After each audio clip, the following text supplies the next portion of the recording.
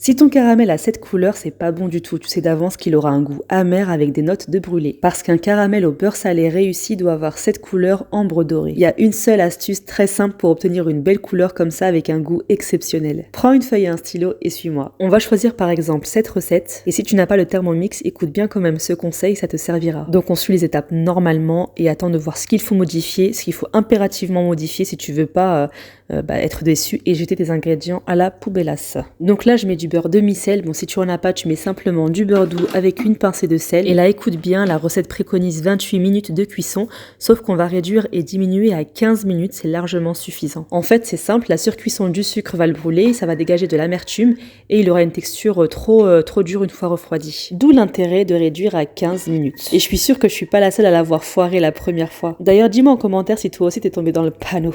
Là, c'est normal que ce soit liquide. Après quelques heures au frigo, on a une texture parfaite pour garnir les desserts. Et ici, par exemple, pour ces fondants au chocolat, j'ai réduit au maximum le sucre pour que ce soit équilibré en ajoutant le caramel. Et abonnez-vous si vous voulez des vraies astuces et recettes maison.